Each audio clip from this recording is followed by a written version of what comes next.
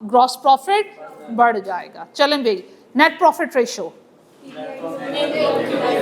Net profit over sales into 100। क्या GP के में जो चेंज आएगा वो नेट प्रॉफिटेबिलिटी को इफेक्ट करेगा? यस।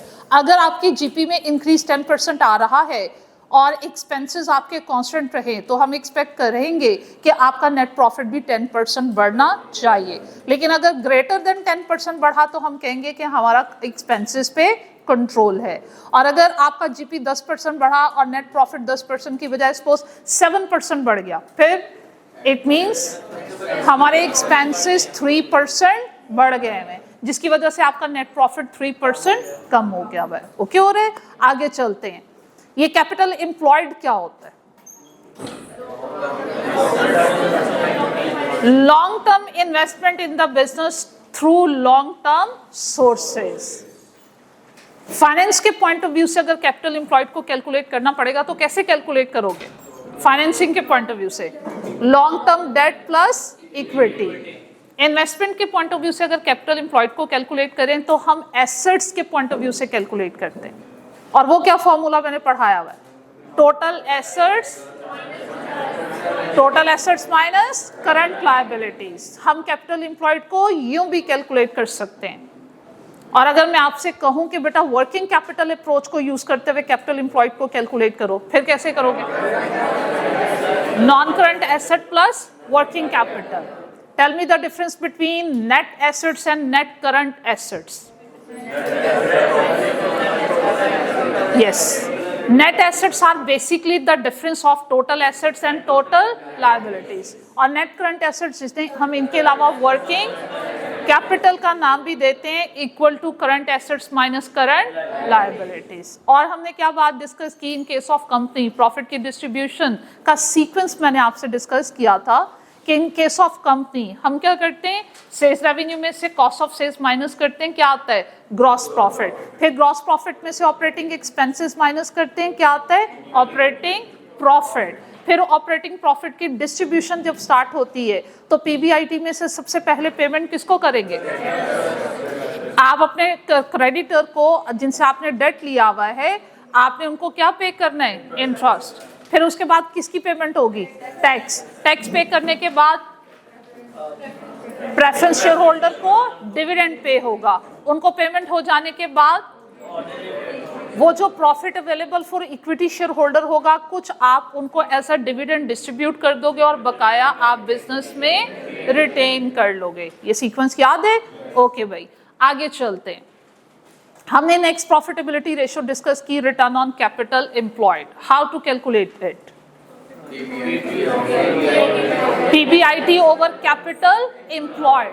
मुझे एक बात बताइए, मैंने आपसे कहा था कि जब रिटर्न ऑन कैपिटल एम्प्लॉयड लेना है तो जो प्रॉफिट लेना है वो पीबीआईटी वाला लेना है।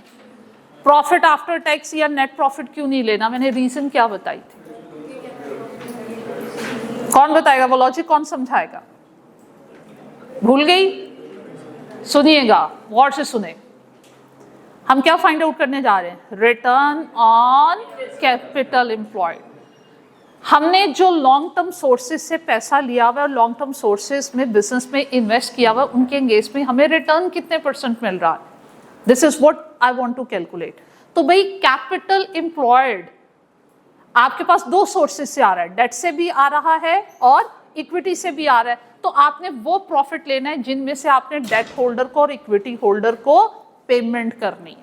और वो कौन सा प्रॉफिट होता है जिसके एंगेज में आप डेट होल्डर को इंटरेस्ट पे करते हो? वो प्रॉफिट होता है पीबीआईटी। क्योंकि कैपिटल एम्प्लॉयड के एंगेज में जो रिटर्न पे होना है वो जिस प्रॉफिट में से पे होना है वो प्रॉफिट आपने आगे कैरी फॉरवर्ड करना है और उस प्रॉफिट का नाम क्या है? पीबीआईटी। तो जब भी वो आपसे कहे return on capital employed find out करो, कैसे फाइंड आउट करना है? PBIT over capital employed into 100। अच्छा, इसके साथ एक और रेशो मैंने कल आपसे डिस्कस करी थी, वो क्या थी? Return on equity. देखो, जो रिटर्न ऑन कैपिटल एम्प्लॉयड होता है बेटे, उसमें कैपिटल एम्प्लॉयड के दोनों कंपोनेंट का आप रिटर्न फाइंड आउट करते हो एवरेज बेसिस पे क्यूमुलेटिवली। लेकिन रिटर्न ऑन इक्विटी में सिर्फ इक्विटी की जो हमने इन्वेस्टमेंट की हुई है उसके एंगेज में कितने % रिटर्न है, मुझे सिर्फ ये फाइंड आउट करना। तो इसके फॉर्मूला में चेंज क्या आएगा? यहाँ पे आपने जो प्रॉफिट लेना है वो पीबीआईटी नहीं लेना। क्यों नहीं लेना? क्योंकि इक्विटी होल्डर को उस प्रॉफिट में से पेमेंट नहीं होगी। जिस प्रॉफिट में से इक्विटी होल्डर को पेमेंट होगी, प्रॉफिट भी आपने वही अकाउंट फॉर करना है। और वो कौन सा प्रॉफिट होता है? बस profit after tax, yes, minus preference dividend. ठीक है, profit after tax minus preference dividend के बाद जो प्रॉफिट बचता है, उस प्रॉफिट को हम कहते हैं earning available to equity share holder. उसमें से आपने क्योंकि इक्विटी होल्डर को रिटर्न पे करना है, इसलिए वहां पे जो प्रॉफिट लेना है, profit after tax minus preference dividend divided by equity. ठीक हो गया? ओके जनाब, इसके अलावा कुछ और डिस्कस किए हमने? ये कॉमन साइज एनालिसिस क्या होता है?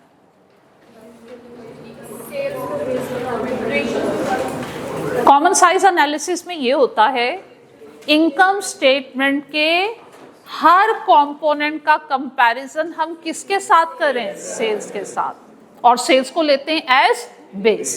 क्या हमने ये कल बात करी? कॉमन साइज एनालिसिस में जब इनकम स्टेटमेंट के पॉइंट ऑफ व्यू से बात करते हैं, तो इनकम स्टेटमेंट के हर कंपोनेंट का कंपैरिजन सेल्स के साथ होता है। और common size analysis balance sheet के पॉइंट ऑफ व्यू से भी हो सकता है।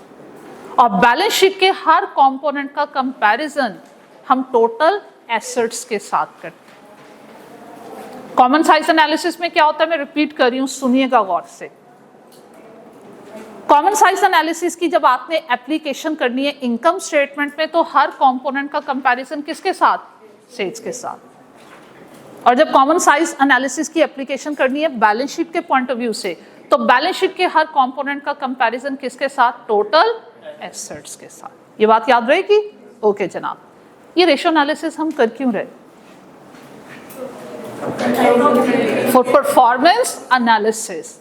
क्या ये इनफ होगा कि परफॉर्मेंस एनालिसिस के लिए जस्ट हम रेशियोज को कैलकुलेट कर लें और उसकी बेस पे क्या हम इंटरप्रिटेशन कर सकते हैं, परफॉर्मेंस एनालिसिस रिपोर्ट दे सकते हैं? नो। क्या करना पड़ेगा? कंपैरिजन। जो आपके पास सिंपल एक फिगर आ रही है, एक आंसर आ रहा है, वो इन आइसोलेशन उसका कोई भी मीनिंग नहीं होता। उसको मीनिंगफुल बनाने के लिए कंपैरिजन करते हैं। जब तक हम कंपैरिजन नहीं करेंगे, हमें आइडिया नहीं होगा कि एक्सपेंसेस बढ़े हैं या कम हुए हैं, प्रॉफिटेबिलिटी बढ़ी है या कम हुई है। कंपैरिजन किस किस के साथ किया जा सकता है? आप अपने लास्ट ईयर के एक्चुअल रिजल्ट्स के साथ, आप अपनी बजटेड वैल्यूज के साथ, आप अपने कंपैटिटर के साथ कंपैरिजन करते हो, तो फिर हमें अपनी परफॉर्मेंस के बारे में आइडिया होता है। चलिए, ये हमारा कल का लेक्चर रिवाइज हो गया। Any question? क्लियर है यहाँ तक? आगे देखिएगा बेटे, फिर एक ही दफा इनकी एप्लीकेशन की तरफ चलेंगे। बेटे टेस्ट में फॉर द टाइमिंग मैंने एमसीक्यूज नहीं ऐड करे हुए, ठीक है? एमसीक्यूज के लिए let me complete this chapter. दोनों चैप्टर के एमसीक्यूज में एक ही दिन डिस्कस कर। बेटे 100% एग्जाम्पल तो कोई टीचर क्लास में सॉल्व करवाएगा, तो हमें सिलेबस को कंप्लीट करने के लिए कंप्लीट एक 1 ईयर चाहिए। उसमें मेरा ख्याल है 80 to 85% एग्जाम्पल्स तो मैंने खुद करवाई हैं। जो प्रॉब्लम्स है वो let me complete this ratios, मैं आपसे वो प्रॉब्लम्स डिस्कस कर, ठीक है?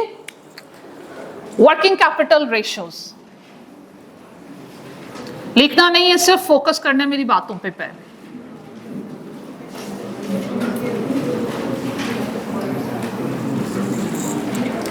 Silent please. Working capital ratios आपकी लिक्विडिटी रेशियोज हैं। इनकी तरफ मैं बाद में जाती हूं, पहले तो मुझे ये बताइए what is meant by liquidity. Liquidity के लिए ऑल्टरनेटिव टर्म यूज होती है। लिक्विडिटी को हम सॉल्वेंसी भी बोलते हैं। ये है क्या चीज? बिजनेस बेटे बोले बोले, खत्म हो जाए वो तो लिक्विड ही नहीं रहा। चलो एक्स्ट्रा चीजें बताऊंगी अगर बहुत इंटरेस्ट लेके बातों को सुनोगे, ठीक है? लिक्विडिटी एसेट्स की भी होती है और लिक्विडिटी बिजनेस के पॉइंट ऑफ व्यू से भी कैलकुलेट की जाती है। लिक्विडिटी ऑफ बिजनेस क्या है? Ability of the business to pay back its debts on maturity. क्या आपके बिजनेस के पास इतने रिसोर्सेज, इतने एसेट्स अवेलेबल हैं कि जब उसके डेट्स मैच्योर होंगे, और मैच्योर कब होते हैं डेट्स? जब उनकी वापसी का टाइम होता है। तो क्या मेरे पास इतने एसेट्स, इतने रिसोर्सेज अवेलेबल हैं कि मैं अपने डेट्स को रीपे कर सकूं? अगर इतने रिसोर्सेज मेरे पास अवेलेबल हैं कि मैं इजीली अपने डेट्स को रीपे कर सकती हूं, तो मेरा बिजनेस लिक्विड है, सॉल्वेंट है। मैंने कर्जा लिया हुआ है भाई 10 मिलियन का, और उसके एंगेज में मेरे पास एसेट्स पड़े हुए 15 मिलियन के। तो एसेट्स की मार्केट वैल्यू में चेंज आता रहता है, वो कम ज्यादा होते रहते हैं। हमेशा एक बात याद रखिएगा, एसेट्स की वैल्यू 100% कैश में कन्वर्ट नहीं होती। कोई किसी भी एसेट की एग्जांपल ले लें आप। आइए पहले करंट एसेट्स की एग्जांपल लेते हैं। करंट एसेट में सबसे मेजर एसेट कौन सा है? Current asset, inventory. कौन सी इन्वेंट्री? चलें जी, सारी इन्वेंट्रीज का जिक्र करते हैं। रॉ मटेरियल क्यों परचेज किया? ताकि वो फिनिश गुड में कन्वर्ट होके सेल हो जाए। एम आई राइट? क्या रॉ मटेरियल जितना परचेज करते हो वो 100% फिनिश गुड का पार्ट बनता है? नहीं, वेस्टेज होती है।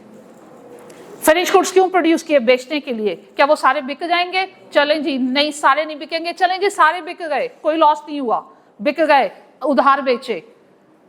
हमारा बिजनेस क्रेडिट बेसिस पे चलता है। उधार बेचोगे तो क्या होगा? वो आपकी फिनिश गुड की इन्वेंट्री किस में कन्वर्ट हो जाएगी? रिसीवेबल में। क्या रिसीवेबल 100% कैश में कन्वर्ट होते हैं? नहीं, बैड डेट्स हो जाते हैं, डाउटफुल डेट्स हो जाते हैं, आपकी इन्वेंट्री के लॉसेस हो जाते हैं।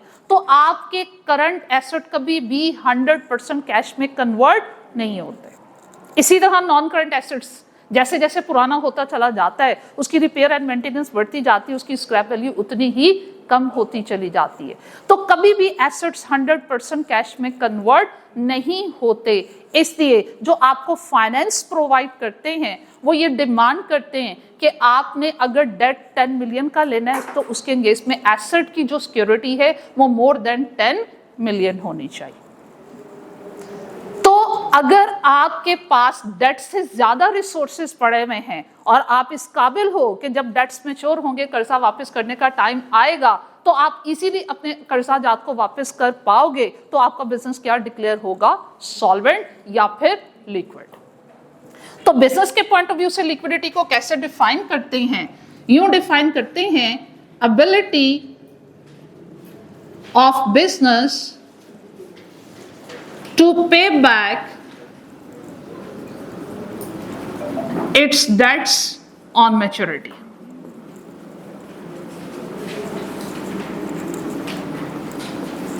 मैच्योरिटी के टाइम में क्या आपके बिजनेस के पास इतनी एबिलिटी है, इतने रिसोर्सेज हैं कि वो अपने डेट्स को वापस कर सके, तो आपका बिजनेस क्या है? सॉल्वेंट है या फिर लिक्विड है। अब बात करते हैं लिक्विडिटी या सॉल्वेंसी ऑफ एसेट्स। ये क्या चीज होती है? देखें, करते हैं, रिवाइज कर लेते हैं। करंट एसेट और नॉन करंट एसेट में डिफरेंस क्या है? करंट एसेट की लाइफ ज्यादा होती है, क्यों? वो हमने खरीदे हैं बेचने के लिए नहीं, मैनी इयर्स यूज के लिए। ऐसी है, कोई एतराज किसी को? इस पे कौन सा स्टैंडर्ड है? ठीक है, ये नॉन करंट एसेट। और करंट एसेट्स कौन से होते हैं? जिनको आपने परचेज किया, लाइफ शॉर्ट है और उनको आपने खरीदा है बेचने के लिए। ओके भाई। 6 फिर हमने पढ़ा 3 तरह की रिपोर्ट आती हैं। एसेट कितनी जल्दी कैश में कन्वर्ट होता है वो उतना ज्यादा लिक्विड। 2 तरह की रिपोर्ट आती है, emphasis of non current asset हमने बेचने के लिए खरीदे ही नहीं है, यूज करने के लिए परचेज किए हैं। हाँ, बेचना पड़ सकता है, उनको रिप्लेस करना पड़ सकता है, तब वो कैश में कन्वर्ट होंगे, लेकिन हमने उनको बेचने के लिए परचेज नहीं किया। इसलिए जो नॉन करंट एसेट हैं वो क्विकली कैश में कन्वर्ट नहीं होते, वो लेस लिक्विड होते हैं as compare to current asset. Current asset liquid asset क्यों? हमने खरीदा ही है उनको बेचने के लिए, तो जब वो बिक जाएंगे तो किसमें कन्वर्ट हो जाएंगे? तो इसका मतलब है current assets are more liquid as compare to non current asset. अब करंट एसेट्स की कैटेगरीज में आइए। करंट एसेट में इन्वेंट्री है, करंट एसेट में रिसीवेबल है, करंट एसेट में शॉर्ट टर्म इन्वेस्टमेंट है, करंट एसेट में बैंक बैलेंस है, करंट एसेट में कैश है। बताओ इनमें से सबसे ज्यादा लिक्विड कौन सा? फोर्स करेंगे हम यहां से यहां है, कैश है। फिर उसके बाद कम लिक्विड कौन सा है? Bank balance. उससे कम लिक्विड कौन सा है? Short term investment. उससे कम लिक्विड कौन सा है? आपके डेटर्स। और लीस्ट लिक्विड कौन सा है? इन्वेंट्री। ये आईडीए में एमसीक्यू भी था। मटेरियली मिस्टेड होते हैं। तो एसेट्स की लिक्विडिटी क्या है? उनकी ability to convert into cash, how quickly ठीक है? An asset can Selection be की बात की कन्वर्टेड हमने, इनटू गलत कैश selection कर इज लिया कॉल्ड ठीक लिक्विडिटी है? ऑफ एप्लीकेशन गलत कर दी आपने, ठीक लिखना है जो मैंने लिखवाया हुआ आपको, ठीक है? और तीसरा क्या था? Disclosure deficiency. इसको यूं लिख लें, हाउ क्विकली पक्की बात है, चलें आगे। Asset अच्छा, स्कोप लिमिट में 3 तरह can आती है, be imposed by converted, management, imposed by silent, circumstances, beyond control, और into nature of cash. timing and कोई एसेट Nature of जितनी appointment. क्विकली कैश में कन्वर्ट होगा वो उतना ही ज्यादा लिक्विड। हमने पढ़ा ऑडिटर फोर्स होगा, क्लियर हो गया? चलें Unmodified रिपीट से करते हैं। modifying करना है, लिक्विडिटी या because of solvency these two business की अगर चेक करनी हो और ये तो किस कैसे पॉइंट ऑफ व्यू originate से होते हैं? मेजर करोगे? कब होंगे, कब ये मसला आएगा? क्या बिजनेस मैच्योरिटी ये छह अपने reasons डेट्स की पढ़ेंगे। मैच्योरिटी के टाइम में अपने कर्जे वापस अगर Clear? कर सकता है हमने तो वो last क्या है? section में इनकी लिक्विड है। examples भी discuss और अगर उसके रिसोर्सेज कम हो गए, कर्जा ज्यादा Clear? बढ़ गए तो वो क्या है? मुझे book इंसॉल्वेंट दीजिएगा। है, वो लिक्विड नहीं रहेगा। और लिक्विडिटी ऑफ एसेट क्या है?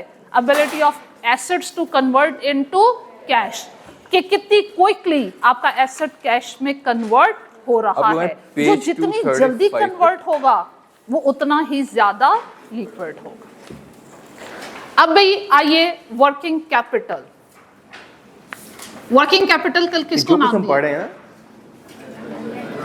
Current assets minus current book में हमारे पास लायबिलिटीज। किसी के पास यहाँ पे आ गई। करंट एसेट्स मेजर आपके पास Books ना, 3। मैं को मना नहीं करूंगा सबसे LED पे use करने, least लेकिन liquid, ये आपको नुकसान देंगी। इन्वेंट्री के बाद कोशिश करें हैंडआउट्स रिसीवेबल्स और बहुत उसके सी बाद examples मैंने आपके note कर लेता है, उन्हें बहुत कहते चीज़ें हैं highlight कर लेता है। कैश एंड बहुत कैश सी मैंने एग्जांपल्स देनी होती हैं, ठीक है? आपके लिए फिर वो उसको इस पे एडिटिंग आपकी हो जाएगी। शॉर्ट टर्म इन्वेस्टमेंट, आपका बैंक आप side पे बैलेंस, छोटे से note आपका बनाएंगे। कैश, इनको हम बहुत सी मेरी बोलते बात हैं सुनो। Cash and cash equivalent. Side पे जगह होती है ना बुक में गिनेंगे, आप बंदा नोट कोई ना कोई पैराग्राफ लिख देता है। फॉर एग्जाम्पल मैं आपको नियाग्रा की एग्जांपल दे रहा हूँ, कभी होंडा की एग्जांपल दे रहा हूँ, यहाँ एडिटिंग मुश्किल हो जाती है, ठीक है? वहाँ हल्का सा लिखेंगे, अंडर हाईलाइट करेंगे, या कभी तो अंडरलाइन कर लें, या अंडरलाइन करते करते 3 मिनट लग जाएंगे। मैं IT के अगेंस्ट नहीं हूँ, अगर आप फिर भी उसमें कॉन्फिडेंट है उसको लेके चलें, ठीक है? अगर बुक करंट लायबिलिटीज में बेटे मेजर आपके पास क्या है? अच्छा, पेबल्स, जिनको इसके 7.1 अलावा में। हम क्या बोलते हैं? क्रेडिटर्स। अगर इसके और इसके टाइटल में अलावा है ना तो लिखा हुआ बैंक है आपका मॉडिफिकेशन टू द ओवरड्राफ्ट भी हो सकता है सबसे ऊपर या 7 number. Short term bank loan भी ठीक हो है जी। सकता है। एम आई राइट? मिल गया सबको? अब वर्किंग अच्छा, कैपिटल 7.1 रेशियोज पे। में व्हेन ऑडिटर मुझे करंट एसेट्स क्यों और modify करता करंट है? तो इसमें two लायबिलिटीज reasons की लिखी हुई हैं। बेसिकली हम इसमें नहीं, करते क्या है? Working capital Two ratios bullets को मैंने available नाम है? क्या दिया है? पहला लिक्विडिटी bullet क्या रेशियोज। है? और उसमें मुझे क्या और मैयर audit करने के बाद हम reporting करंट पढ़े हैं। एसेट्स की क्या लिक्विडिटी पढ़े? को चेक कर फोर्थ फेज ऑफ ऑडिट कि करंट सारा एसेट्स audit कितना करने के बाद क्विकली कैश में auditor कन्वर्ट concludes हो सकते हैं। दैट बेस्ड ऑन द उसके लिए मुझे तमाम वर्किंग कैपिटल समझ आ रही के है बात? कंपोनेंट्स की लिक्विडिटी फाइनेंशियल रेशियोज को स्टेटमेंट्स चेक एज ए करना होल आर नॉट और उसमें मोस्टली एज पर योर सिलेबस वो किस किस की लिक्विडिटी आपको कैलकुलेट करवाएगा, इन्वेंट्री की, रिसीवेबल की, और इसके जो अलावा भी चीजें पढ़ रहे हैं, जो मैं पढ़ाऊंगा, मैं शुगल में मैं मजाक में पढ़ाऊंगा तो बाकी सही कंपोनेंट्स की लिक्विडिटी को मिलेगी हम आपको। मैयर इस तरह नहीं कोई करते, जरूरी वो बात नहीं आपके करूंगा। सिलेबस में भी इंक्लूड ठीक है? नहीं है। अच्छा, दूसरे में working Auditor capital is ratios unable में to हम obtain क्या करने sufficient जा रहे हैं? appropriate audit evidence. लिक्विडिटी को मैयर करने जा रहे हैं। Audit करने के बाद उसको लगेगा किसकी मुझे लिक्विडिटी को? I working am capital unable के to obtain sufficient कंपोनेंट्स की appropriate लिक्विडिटी को ऑडिट एविडेंस मुझे प्यार से क्या कहा उन था? रेशियोज की हेल्प से मैयर क्या करना समझ गए है जी? कि कितना याद क्विकली रहेगा? मैं रॉ अब आगे मटेरियल आ को जाएं। फिनिश गुड में कन्वर्ट करके सेल उसने करके कहा उसे कैश में 7.2 में मिस स्टेटमेंट कैसे हो सकती मैं है? कितना Nature of क्विकली अपने क्रेडिट कस्टमर से पैसों misstatement। की इस पैराग्राफ को खुद पढ़ लेना है, मैं नहीं रिकवरी पढ़ूंगा वो कर पैराग्राफ। मैं अपने सप्लायर Simple को सा paragraph कितने है, ठीक है? दिनों के मैं काम की बाद बातें पढ़ाऊंगा पेमेंट कर रही हूँ। अच्छा। दिस इज व्हाट आई अगर मैं वांट मैं नहीं टू नो पढ़ाऊंगा, अबाउट इसका मतलब ये नहीं ईच कि ये कंपोनेंट कोर्स में ऑफ नहीं। Working capital. एक मुझे बात बताइए, की मतलब वो मैंने कहा इसको ना मैं नहीं बिजनेस पढ़ा का रहा, ऑब्जेक्टिव है बच्चे ने प्रॉफिट काटा को लगा दिया। अर्न करना और उसे मैं देख रहा हूं। मैक्सिमाइज करना है। ठीक है? इस ऑब्जेक्टिव को Objective होता है ज़हन कि में ये रखते हुए इसको खुद आप पढ़ मुझे सकते हैं। बताइए हम इससे और अच्छी कि practical चीज़ आपकी discuss करें। इन्वेंट्री को लेट या क्विकली कैश में कन्वर्ट होना आपके लिए बेहतर है या लेट कन्वर्ट होना आपके लिए बेहतर है? अगर मैं specifically क्विकली आपसे- तो हम कहते हैं अगर कि हम आगे चलें इन्वेंट्री इसको की बाद में लिक्विडिटी इसको खुद पढ़ पोजीशन लीजिएगा। स्ट्रांग तब इसका मतलब है कि होगी यहाँ पे हमने एक डेट जब आपकी इन्वेंट्री कम टाइम में ठीक है? तो ये पहला पैराग्राफ कन्वर्ट हो जाएगी किसमें? खुद देख लें, कैश कोई इसमें ऐसी हम चीज अपने नहीं लिखी जिसके